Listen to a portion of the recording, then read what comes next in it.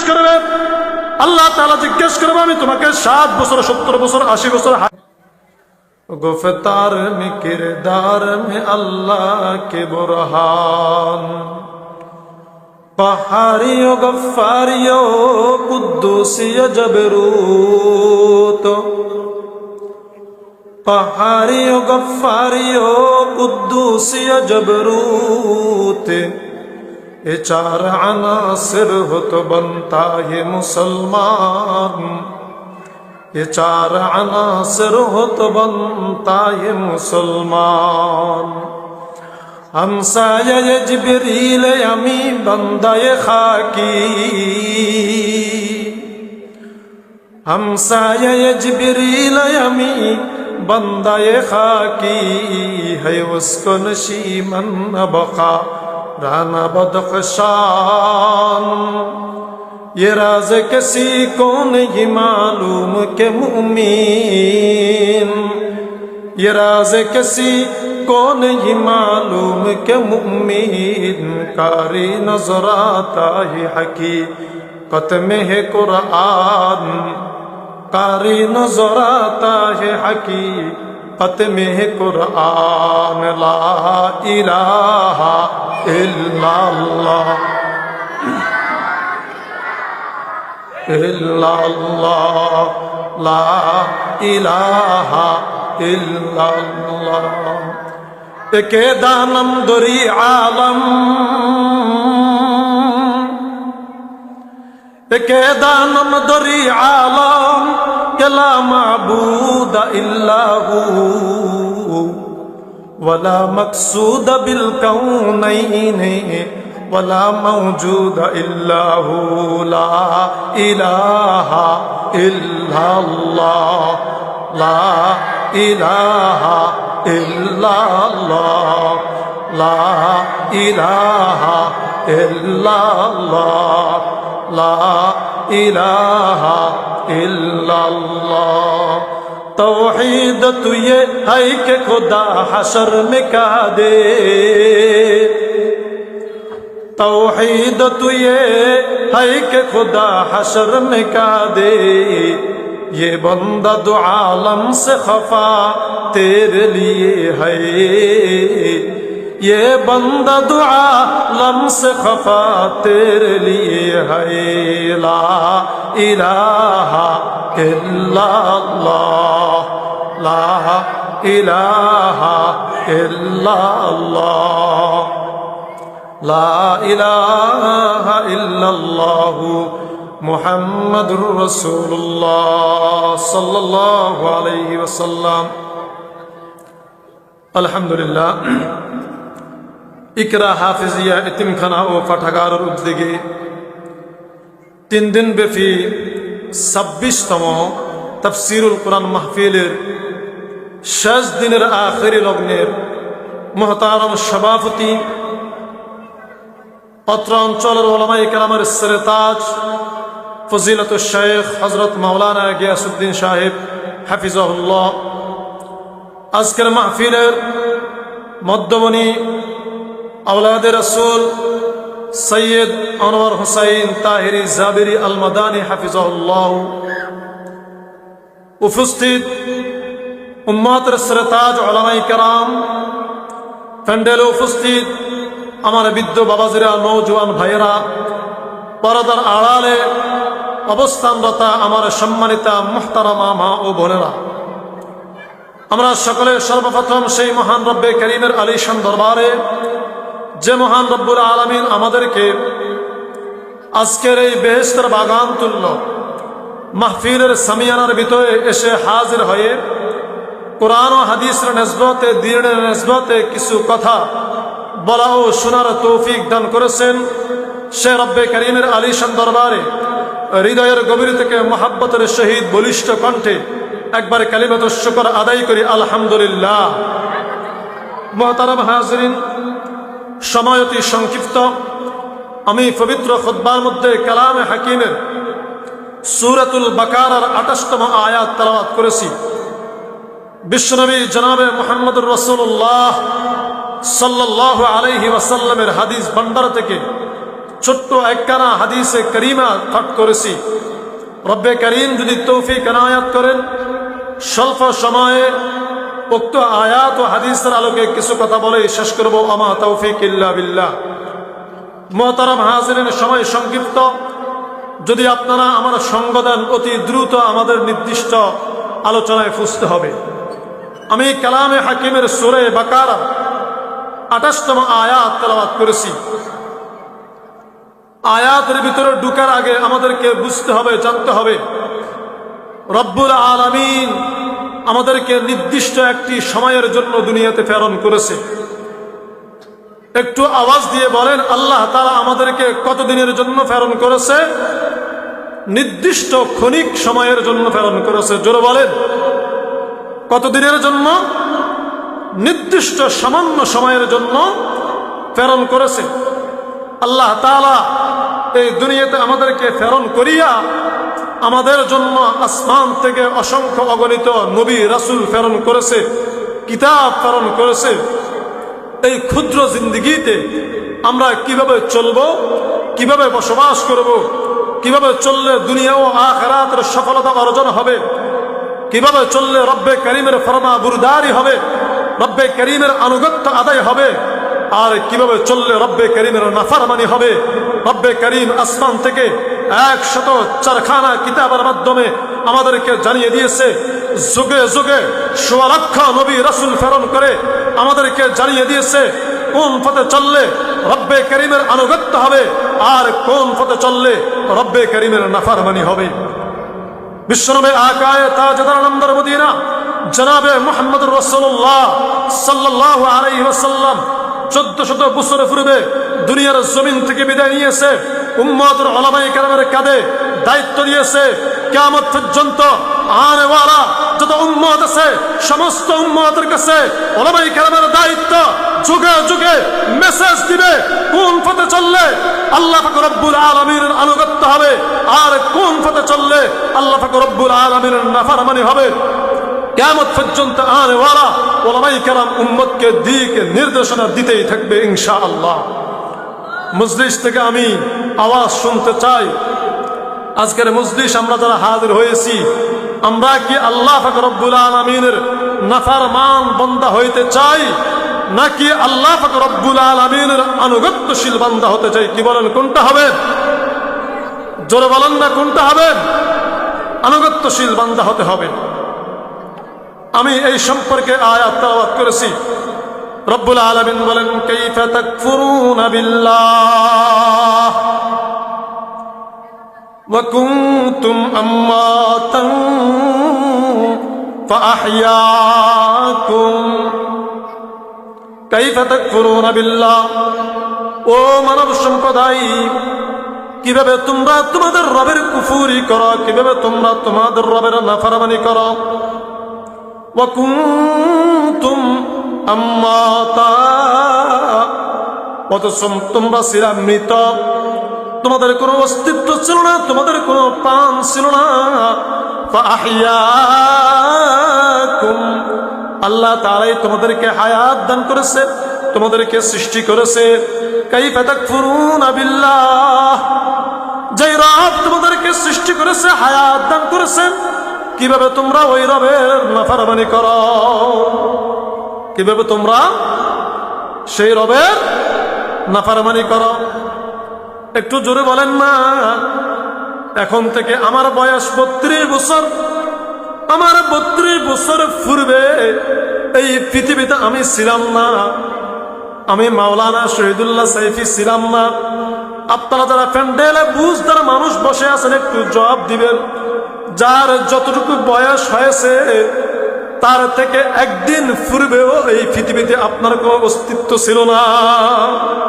ছিল নাকি? জোরে বলেন না, ছিল নাকি?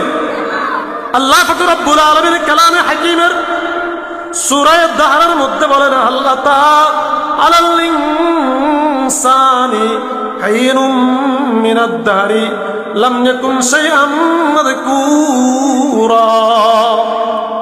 মানব সম্প্রদায়ের উপরে কি এমন একটি সময় অতিবাহিত হয়নি যে সময় মানব সম্প্রদায়ের কোনো অস্তিত্ব ছিল না, কোনো নাম নিশানা ছিল না, তার কোনো আলোচনা পর্যালোচনাই ছিল না। কি বলেন? যারা প্যান্ডেলে বসে আছেন, যার বয়স 40 বছর হয়েছে, মায়ের গর্ভ থেকে দুনিয়াতে আসার একদিন আগ মুহূর্ত আপনার নাম পৃথিবীর কোনো মানুষ জানতো না। এই পৃথিবীর জমিনে আজকে নামের বাহাদুরি চলে, ক্ষমতার বাহাদুরি চলে, অর্থ সম্পদের বাহাদুরি চলে, ক্ষমতার পাওয়ার চলে। রব্বুল আলামিন বলেন হাল্লাতা আলাল ইনসান হাইনুম মিনাদ দাহরি লাম ইয়াকুন শাইআম মাযকুরা। এ মানব সম্প্রদায়, এই পৃথিবীর জমিনে তোমাদের উপরে এমন একটি সময় অতিবাহিত হয়ে গেছে যে সময় তোমাদের কোনো আলোচনা পর্যালোচনা ছিল না, তোমাদের কোনো অস্তিত্বই পৃথিবীর জমিনে ছিল না। কাইফা তাকফুরুনা বিল্লাহ, কিভাবে তোমরা সেই রবের নাফরমানি করো। ফাআহইয়াকুম, সেই রবেই তো তোমাদেরকে সৃষ্টি করেছে।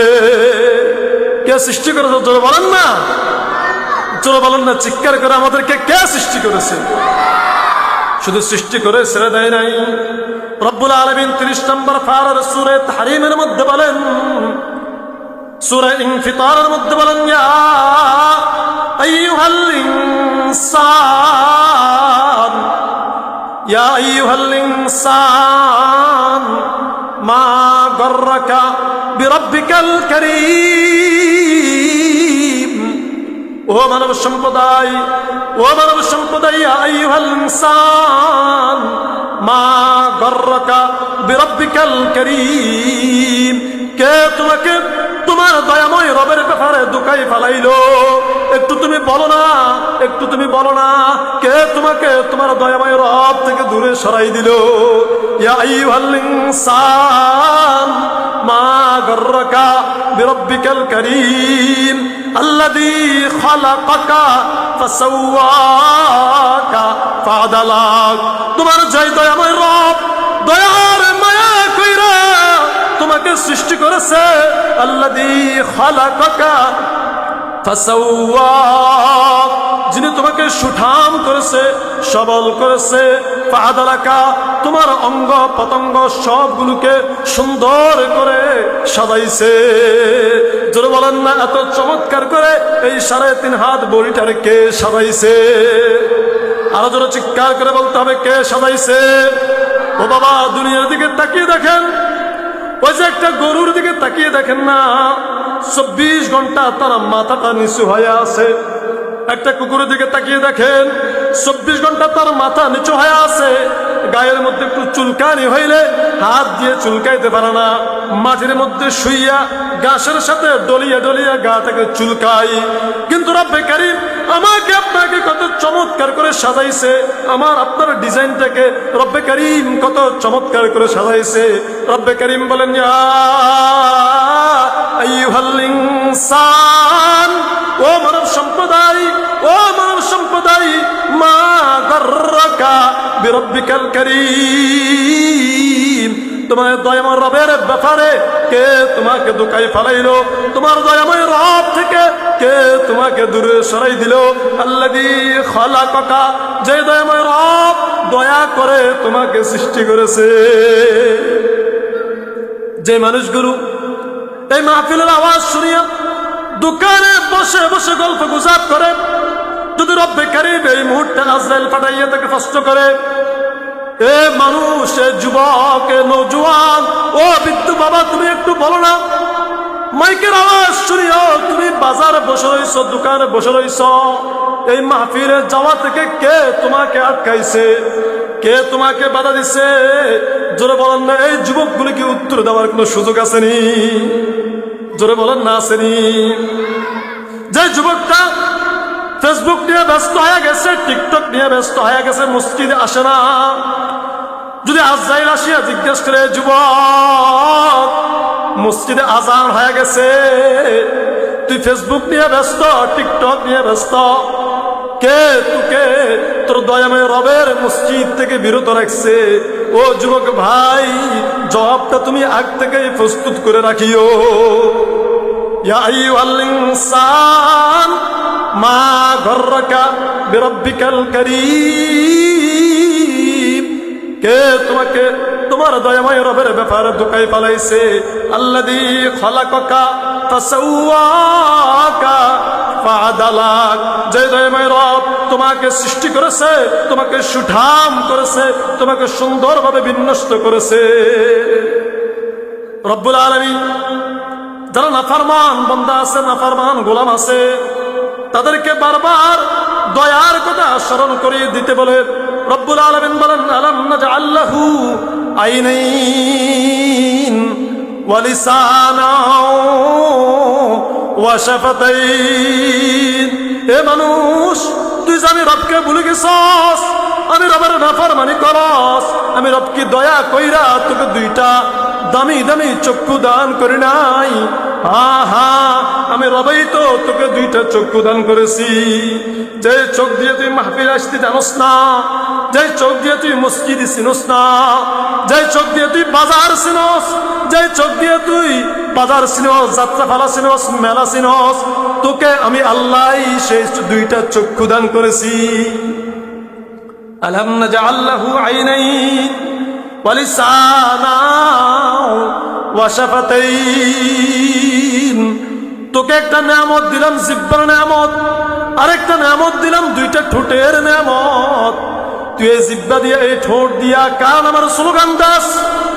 তুই নেতার নামের স্লোগান দাস, নেত্রীর নামের স্লোগান দাস, তুই লেনিন কার্ল মার্কসের স্লোগান দাস, আব্রাহাম লিঙ্কনের নামের স্লোগান দাস।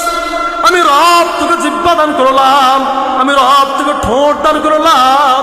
তুই আমার দেওয়া জিহ্বা দ্বারা আমার কোরআনের জন্য স্লোগান দিতে পারস না, আমার ইসলাম কায়েমের জন্য স্লোগান দিতে তুই জানোস না। এ যুবক শোন, শোন, এই জিহ্বা আমি আল্লাহ দান করেছি। আমি আল্লাহর হাতেই এই জিহ্বার চাবিকাঠি রয়েছি। আমি আল্লাহ যদি মুহূর্তের জন্য চাই, মুহূর্তের জন্য তোর জিহ্বাকে বন্ধ করে দিতে পারি, তোর দুইটা ঠোঁটকে বন্ধ করে দিতে পারি। তুই স্মরণ রাখ, স্মরণ রাখ, আমার দেওয়া জিহ্বা, আমার দেওয়া ঠোঁট আমি আমার ইসলামের জন্য দিয়েছি, আমি আমার আনুগত্যের জন্য দিয়েছি, আমার গোলামের জন্য দিয়েছি। আমার ইসলামকে মাইনাস করিয়া নেতার নামের স্লোগান দেওয়ার জন্য দিই নাই।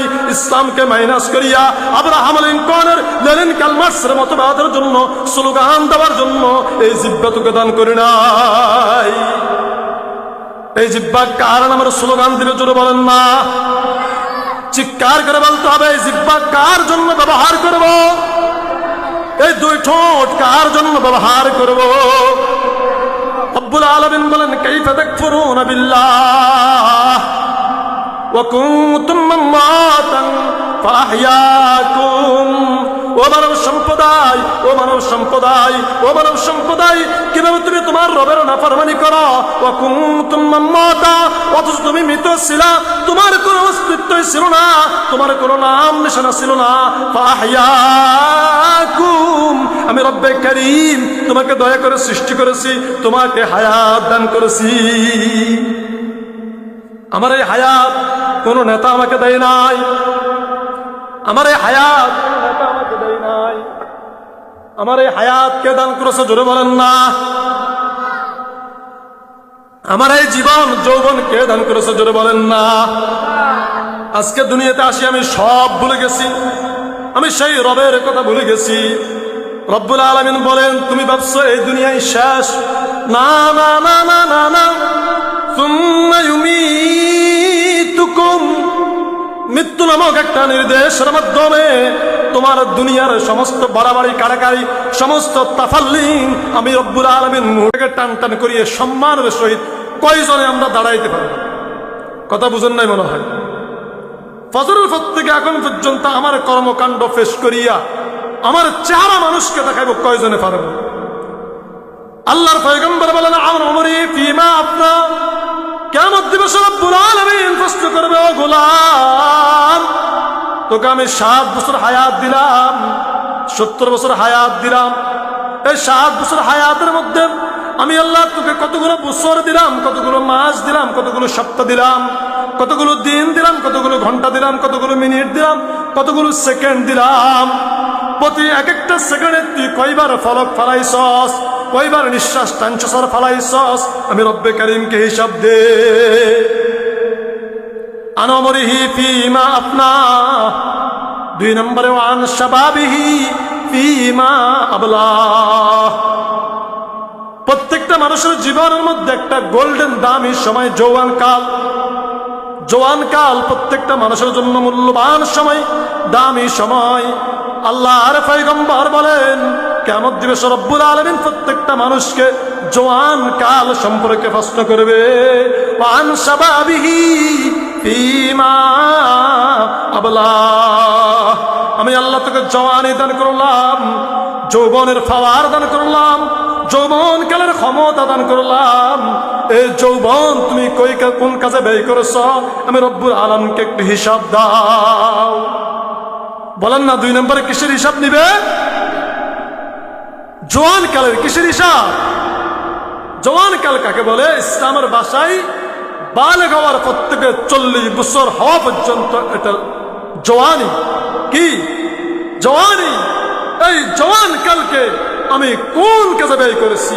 হে যুবক ভাইয়েরা, আমার যে জোয়ারের শক্তি, আমার যে যৌবনের ফাওয়া, আমার যে যৌবনের কণ্ঠস্বর, আমার এই জওয়ানের কণ্ঠের ফাওয়া, আমার দেহের ফাওয়া আমি কার পিছনে ব্যয় করতেছি, কার জন্য ব্যয় করতেছি? রব্বুল আলামিন কিয়ামত দিবসে পরিপূর্ণ হিসাব আমার থেকে আদায় করেছেন। আমিও তো একজন জওয়ান মানুষ, জওয়ান না? এই যে স্টেজে বসা আছে এই লোকগুলা জওয়ান না? হ্যাঁ, এই লোকগুলা জওয়ান। এই লোকগুলাকে রব্বে কারীম যদি জওয়ান সম্পর্কে প্রশ্ন করে, বলতে পারবে রব্বুল আলামিন জওয়ান কালটা মসজিদে কাটাইছি, মাদ্রাসায় কাটাইছি, তোমার ইসলামী হুকুমত কায়েমের জন্য, তোমার রাষ্ট্রে কোরআনের হুকুমত কায়েমের জন্য সংগ্রাম করেছি, চেষ্টা করেছি। হ্যাঁ যুবক ভাই, তুমি নিজেকে নিজে প্রশ্ন করো, রব্বে কারীম যদি তোমাকে কিয়ামত দিবসে তোমার জওয়ানি সম্পর্কে প্রশ্ন করে, তুমি রব্বে কারীমের আদালতে কি জবাব দেবে? কবি বলেন, দর জওয়ানি তওবা করদন শিবায়ে পয়গম্বরি, দর জওয়ানি তওবা করদন শিবায়ে পয়গম্বরি, ওয়াক্ত ফিরি গর্গে জালিম মিশাওয়াদ পরহেজগারি।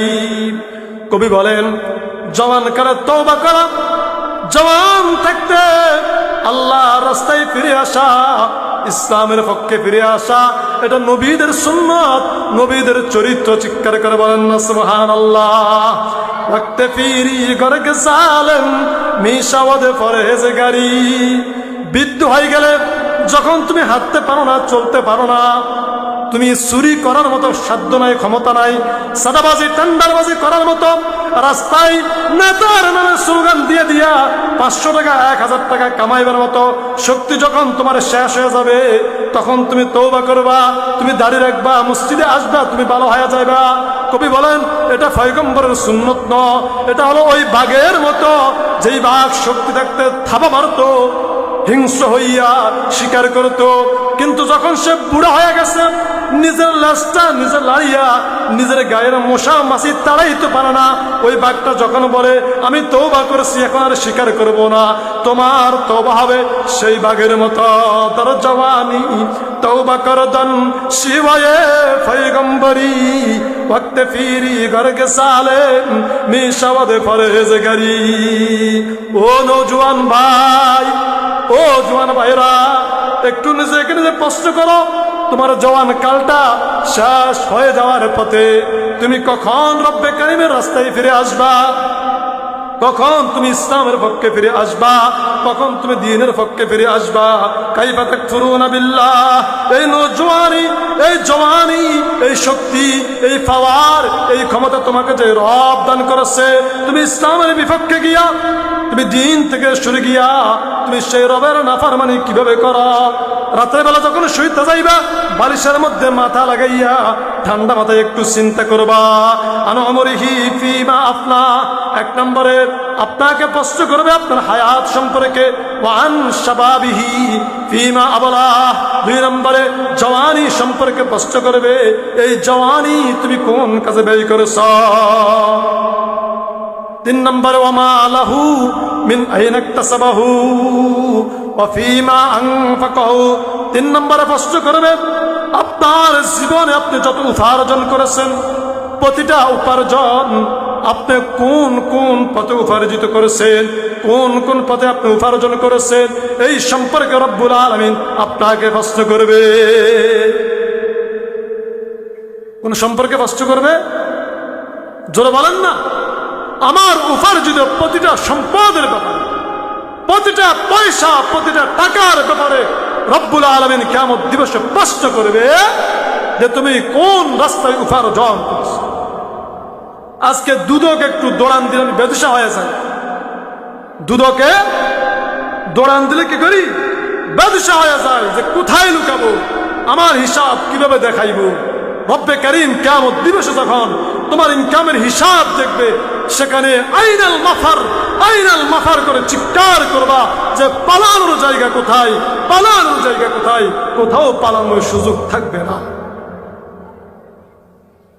ওমা লাহু মিন আইনা ইকতাসাবাহু ওয়া ফীমা আনফাকাহু। 4 নম্বরে যে অর্থ তুমি উপার্জন করেছো, এই অর্থগুলো তুমি কোন কোন জায়গায় ব্যয় করেছো। প্রতিটা সম্পদ সম্পর্কে প্রশ্ন করা হবে। উপার্জিত প্রত্যেকটা টাকা তুমি কোন কাজে ব্যয় করেছ, ইসলামের জন্য কতটুকু ব্যয় করেছ, আর আল্লাহর দ্বীনের বাইরে গিয়া নাফরমানির মধ্যে কতটুকু ব্যয় করেছ। রব্বুল আলামিন কিয়ামত দিবসে তোমাকে পরিপূর্ণ প্রশ্ন করবে। তাহলে বলেন কয়টা প্রশ্ন? জোরে বলেন না কয়টা প্রশ্ন? 1 নম্বরে হায়াত সম্পর্কে প্রশ্ন করবে। জোরে বলেন কি সম্পর্কে? 2 নম্বরে জওয়ানি সম্পর্কে প্রশ্ন করবে। কি সম্পর্কে? যৌবনকাল সম্পর্কে। 3 নম্বরে আমার উপার্জিত সম্পদ কোন রাস্তায় আমি খরচ করেছি, কোন রাস্তায় উপার্জন করেছি, হালাল ভাবে কতটুকু উপার্জন করেছি আর হারাম ভাবে কতটুকু উপার্জন করেছি। কিয়ামত দিবসে আমার থেকে রব্বুল আলামিন হিসাব। 4 নম্বরে আমার জীবনের সমস্ত উপার্জিত সম্পদ আমি কোথায় ব্যয় করেছি, রব্বুল আলামিন হিসাব। এই 4টা হিসাব, এই 4টা প্রশ্নের জবাব যে ব্যক্তি দিতে পারবে সে হবে জান্নাতি, আর যে দিতে পারবে না সে হবে জাহান্নামের নিকৃষ্ট আসামি হয়ে যাবে। জাহান্নামের কি হয়ে যাবে? হিসাবের পরে মানুষ 2 ভাগ হয়ে যাবে। কয় ভাগ? ফারিকুম ফিল জান্নাতি ওয়া ফারিকুম ফিস সাঈদ। একদল হবে জান্নাতি, আরেক দল জাহান্নামী। যে মানুষগুলো জাহান্নামী হবে তাদের পরিণাম কি হবে বলতাম না? একটু বলতাম না, জোরে বলেন না। যে মানুষগুলো জাহান্নামী হবে তাদের ব্যাপারে রব্বুল আলামিন বলেন ওয়াসিকাল্লাযীনা কাফারু ইলা জাহান্নামা যুমারা হাত্তা ইযা জাউহা ফুতিহাত আবওয়াবুহা